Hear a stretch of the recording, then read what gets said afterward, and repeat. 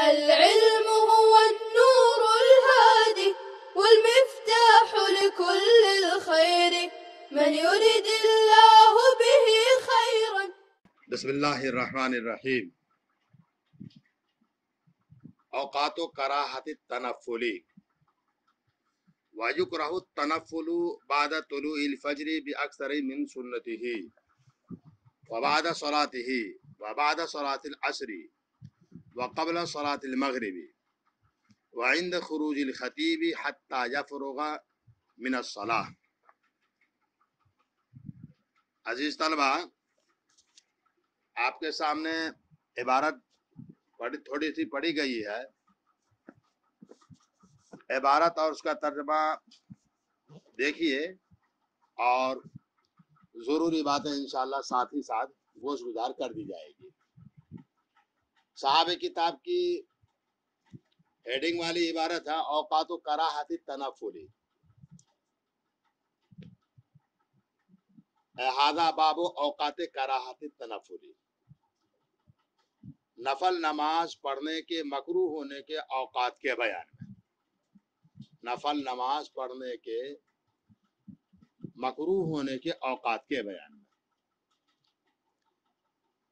صاحب کتاب کی عبارت ہے وَيُكْرَهُ التَّنَفُّلُ بَعْدَ طُلُوعِ الْفَجْرِ بِأَكْثَرِ مِنْ سُنَّتِهِ. ترجمہ دیکھیے. نفل نماز پڑھنا مکروہ قرار دیا گیا ہے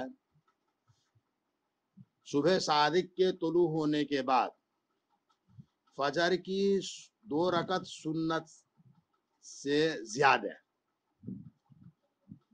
نفل نماز پڑھنا مکروہ قرار دیا گیا ہے صبح صادق کے بعد فجر کی 2 رکعت سنتوں سے زیادہ.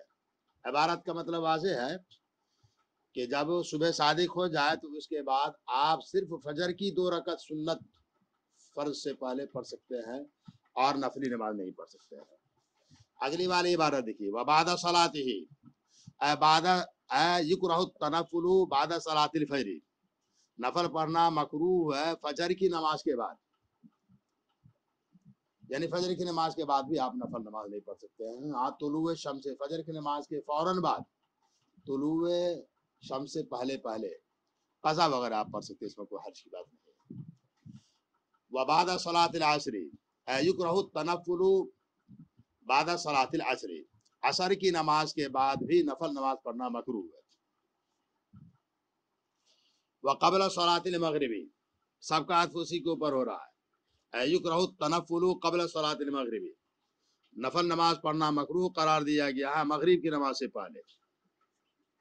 سورج جب ڈوب چکا ہو اس وقت جو ہے نماز، مغرب کا وقت ابھی ہوا نہیں ہے، سورج ڈوبنے پر ہے، اس وقت نفل نماز پڑھنا مکروہ ہے. اسی طرح اگلی والی عبارت دیکھیے وعند خروج الخطیب حتی یفرغ من الصلاة. اور خطیب کے نکلنے کے وقت یہاں تک کہ خطیب نماز سے فارغ ہو جائے. اور خطیب کے نکلنے کے وقت یہاں تک کہ خطیب نماز سے فارغ ہو جائے.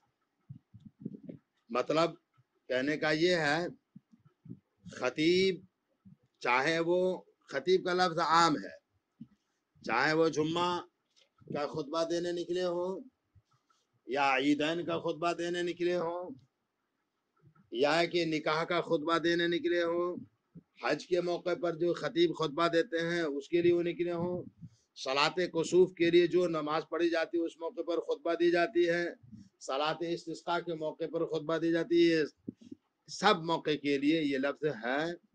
خطیب جب نکل جائے ان سب موقع پر تو جب تک نماز نہ ہو جائے اس وقت تک نفلی نماز پڑھنا مکروہ ہے. وعند الاقامت الا سنت الفجر. اور ہر فرض نماز کے اقامت کے وقت، اور ہر فرض نماز کے اقامت کے وقت مگر فجر کی سنت کے لیے.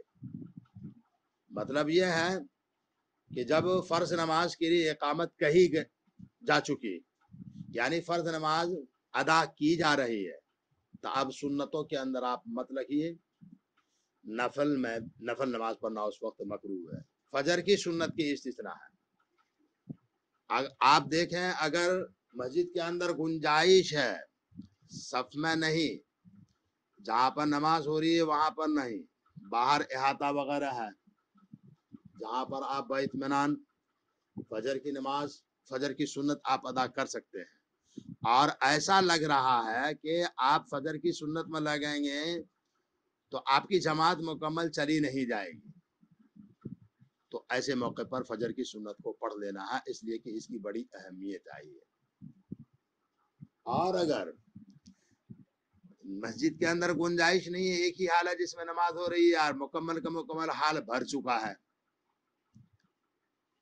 تو اب آپ فجر کی سنت نہ پڑھیں، فرض میں شریک ہو جائے، جماعت میں شریک ہو جائے، یا یہ کہ گنجائش تو ہے لیکن آپ کو ایسا لگ رہا کہ اگر ہم فجر کی سنت میں لگیں گے تو ہماری جماعت ہی ختم ہو جائے گی، تشہد بھی آپ کو نہیں مل سکے گی امام صاحب کے ساتھ، تو بھی اس موقع کا حکم یہی ہے کہ آپ نماز میں فرض جماعت کے ساتھ جماعت میں شریک ہو جائیے، سنت فجر بھی اب چھوڑ دیجیے۔ عبارت کا خلاصہ یہ ہوا کہ جب نماز کھڑی ہو چکی ہے، جماعت کھڑی ہو چکی ہے، تب کسی طرح کا کوئی سنت، کوئی دیگر نماز نہیں پڑھنا ہے، اور نفل نماز پڑھنا مکروہ ہے۔ سنت فجر کے بارے میں کچھ تفصیل تھی وہ آپ کے سامنے آ چکی۔ وقبل العید ولو فی المنزل وبعدہ فی المسجد، اور نفل نماز پڑھنا مکروہ قرار دیا گیا ہے عید سے پہلے اگرچہ گھر میں ہو، اور عید کے بعد نفل نماز پڑھنا بھی مکروہ ہے، نفل نماز پڑھنا مکروہ ہے عید کے بعد بھی مسجد میں۔ ترجمہ یہ ہے اور نفل نماز پڑھنا مکروہ ہے عید سے پہلے اگرچہ گھر میں ہو، اور نفل نماز پڑھنا مکروہ ہے عید کے بعد مسجد میں۔ یعنی عید سے پہلے عید کی نماز ہوئی نہیں ہے تو آپ گھر میں بھی نفلی نماز نہیں پڑھ سکتے ہیں، مکروہ ہے۔ عیدگاہ میں تو مکروہ ہے ہی ہے، گھر میں بھی نماز پڑھنا مکروہ ہے۔ نماز ہو گئی ہے تو اب عیدگاہ اور مسجد میں اگر نماز پڑھی گئی ہے عید کی تو مسجد میں مکروہ، نماز ہو گئی ہے تو مسجد میں اور عیدگاہ میں مکروہ ہے، گھر میں آ کے آپ پڑھ سکتے ہیں۔ یہی وجہ ہے کہ عورتیں بھی جو اشراق کی عادی ہو، اسی طرح چاشت کی عادی ہو، ان کے لیے بھی یہی حکم ہے کہ وہ عید سے پہلے آج اشراق چاشت کی نماز نہیں پڑھیں گی گھر میں بھی، وہ عید کے بعد ہی پڑھے گی۔ اگلی والی عبارت دیکھیے، وَبَيْنَ الْجَمْعَيْنِ فِي عَرْفَةَ وَمُزْدَلِفَةَ، یہ لفظ ذرا دھیان دینے والا ہے۔ وَبَيْنَ الْجَمْعَيْنِ فِي عَرْفَةَ وَمُزْدَلِفَةَ، جمعین کا لفظ ہے، اور دونوں جمع کے درمیان، عرفہ کے میدان میں اور مزدلفہ کے میدان میں، اور دونوں جمع کے درمیان، دونوں نماز کے جمع کرنے کے درمیان، عرفہ کے میدان میں مزدلفہ کے میدان میں۔ بات آپ کے سامنے پچھلے صفحات کے اندر آ چکی ہے، آپ نے پڑھا ہے مزدلفہ کے میدان میں 4 شرطوں کے ساتھ، پیچھے بات آ چکی ہے، 4 شرطوں کے ساتھ، 4 شرطیں جب پائی جائے گی تو جمع تقدیم کی جاتی ہے، میدان عرفہ میں جمع تقدیم کی جاتی ہے، یعنی ظہر کے وقت ہی عصر کی نماز کو پڑھ دی جاتی ہے۔ یہ جو آپ جمع تقدیم کر رہے ہیں تو ظہر کی نماز کے وقت ہی آپ عصر کی نماز پڑھیں گے، جیسے ہی ظہر کی جماعت ہوئی اب کوئی نفل پڑھنا چاہے تو نہیں پڑھ سکتا، یہ نفل پڑھنا مکروہ ہے، حتیٰ کہ ظہر کے بعد جو سنت ہے 2 رکعت وہ بھی نہیں پڑھنا ہے، وہ بھی اس کا پڑھنا بھی مکروہ ہے۔ یہ عرفہ کے میدان میں ہوا۔ مزدلفہ کے میدان میں بھی آپ کے سامنے بات آ چکی ہے، 2 شرطوں کے ساتھ مزدلفہ کے میدان میں جمع تاخیر کی جاتی ہے، عشاء کے وقت پڑھتے ہیں مغربی کی نماز کو، یہی اس کا وقت ہے ان دنوں کے لیے، یہی اس کا وقت ہے، عشاء کا وقت ہی وقت ہے مغرب کا بھی۔ تو مغرب کی نماز جو پہلے آپ پڑھیں گے عشاء سے پہلے تو مغرب کے بعد 2 رکعت سنت فجر سنت مغرب ہوا کرتی ہے، سنت مؤکدہ ہے، لیکن آپ کی کتاب والے فرما رہے ہیں یہ دونوں جمع کے درمیان، یعنی مغرب جب پڑھیں گے تو فوراً آپ کو اس کے بعد عشاء کی نماز پڑھ لینی، یہ سنت کی بھی ادائیگی نہیں ہے۔ وجہ یہ ہے حضرت نبی پاک صلی اللہ علیہ وسلم نے ان جگہوں پر جو نماز ادا کی ہے وہ ایسی ہی کی ہے، سنت بھی آپ نے ادا نہیں کی ہے۔ حالانکہ آپ صلی اللہ علیہ وسلم کے بارے میں بتاتا ہے قرۃ عینی فی الصلاۃ، نماز کے اندر میری آنکھ کی ٹھنڈک، نماز میرے آنکھ کا ٹھنڈک ہے، اس کے باوجود آپ نے سنت کی ادائیگی نہیں کی ہے۔ تو مسلمانوں کے لیے تو رسول صلی اللہ علیہ وسلم کا طریقہ ہی سب سے بہترین طریقہ ہے۔ جب آپ نے سنت جو اہم ہے نفل کے مقابلے میں اس کو چھوڑا ہے تو نفل پڑھنا مکروہ کہا جائے گا، چنانچہ آپ کی کتاب والے نے فرمایا وبین الجمعین فی عرفۃ و مزدلفہ۔ اگلی والی عبارت دیکھیے، وعند ضیق وقت المکتوبۃ، اور فرض نماز کے وقت کے تنگ ہوتے وقت، یکرہ التنفل عند ضیق وقت المکتوبۃ، یعنی وقت جب تنگ ہو، فرض نماز کے وقت کے تنگ ہوتے وقت نفل نماز پڑھنا مکروہ ہے۔ یعنی ایسا لگ رہا ہے اگر ہم نفلی نماز میں لگ جائیں گے تو فرض نماز کا وقت نکل جائے گا، تو ایسے موقع پر اب نفل نماز پڑھنا مکروہ ہے، فرض آپ ادا کیجیے۔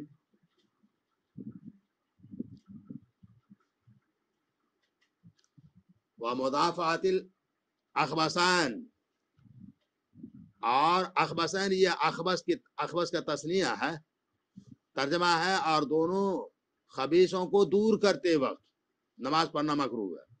دونوں خبیث سے مراد پیشاب پخانہ ہے، یعنی اگر کسی کو پخانہ اور پیشاب کا تقاضا ہے، ریح کا تقاضا بھی اسی میں آئے گا۔ کسی کو اگر ان چیزوں کے تقاضے ہیں تو پہلے وہ تقاضا پوری کر لے، اس کے بعد جا کر کے نماز پڑھے، ورنہ اس کی نماز کیا ہوگی، وہ پخانہ اور پیشاب میں ہی لگا رہے گا۔ مطلب یہ ہے کہ اگر ایسا تقاضا جس کو بولتے ہیں، یعنی آپ کا دل ادھر ہی متوجہ ہو جائے، تقاضا کا مطلب یہ ہوا کہ دل ادھر ہی لگا ہوا رہ رہا ہے۔ اگر ایسا نہیں ہے، آپ بھول گئے نماز میں لگے اور بھول گئے، تو یہ تقاضا نہیں کہلائے گا، ایسے وقت نماز مکروہ نہیں ہے۔ تو عبارت کا مطلب یہ ہوا کہ پیشاب پخانہ اسی طرح ریح کے تقاضے کے وقت آپ اس کو پوری کیجیے، حتیٰ کہ اگر نماز میں بھی یہ تقاضے آ جائے، واقعتاً تقاضا شدید ہے، نماز توڑ کر کے جائیے، سلام پھیر دیجیے، اسی حالت میں نماز توڑ کر کے آپ جائیے، ضرورت کو پوری کر کے پھر اپنی نماز کو پوری کیجیے۔ اگلی والی عبارت ہے بحضور طعام تتوقہ نفسہ، اور کسی ایسے کھانے کا موجود ہونا جس کے کھانے کو جی چاہ رہا ہو، ایسے وقت بھی نفل نماز پڑھنا مکروہ ہے۔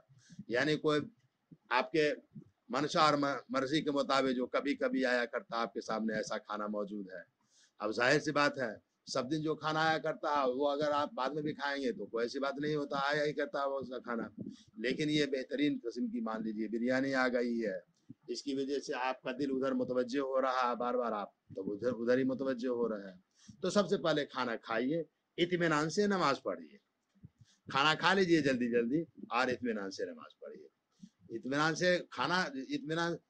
سے کھانا کھائیے اور نماز جلدی جلدی پڑھیے، یہ اصل مزاج نہیں ہے شریعت کا۔ آپ اطمینان سے کھانا کھا لیجیے، اطمینان سے نماز پڑھیے۔ اگلی والی عبارت ہے وما یشغل البال ویخل بالخشوع، وما یشغل البال ویخل بالخشوع، اور ہر وہ چیز جو دل کو مشغول کر دے اور خشوع میں خلل دے رہا ہو، یہ مکروہ ہے۔ یہ عبارت جو ہے عموم بعد الخصوص کے طور پر آپ کی کتاب نے لایا، یعنی آپ نے دیکھا الگ الگ خاص چیزیں پہلے بیان کی، یہ مکروہ ہے، یہ مکروہ ہے، یہ مکروہ ہے، اس کے بعد آخر میں حضرت فرما رہے ہیں کہ انہی چیزوں پر انحصار نہیں ہے، ہر وہ چیز جس میں آپ کا دل اٹک جا رہا ہو، ایسا لگ رہا ہو کہ آپ نماز نہ پڑھتے تو اچھا تھا، تو ایسے موقع پر جو ہے آپ پہلے انہی چیزوں سے نمٹ لیجیے، اس کے بعد آپ نماز میں لگیے۔ وما یشغل البال ویخل بالخشوع، اور ہر وہ چیز جو دل کو متوجہ کر دے، مشغول کر دے اور خشوع میں خلل انداز ہو رہا ہو، تو اس کے دباؤ کے وقت نماز پڑھنا، نفل نماز پڑھنا مکروہ ہوا۔ اب اگلا سبق انشاءاللہ اگلے کل. السلام عليكم. لا تنسوا الإعجاب بالفيديو والاشتراك في القناة تشجيعا لنا لنستمر بنشر المزيد إن شاء الله.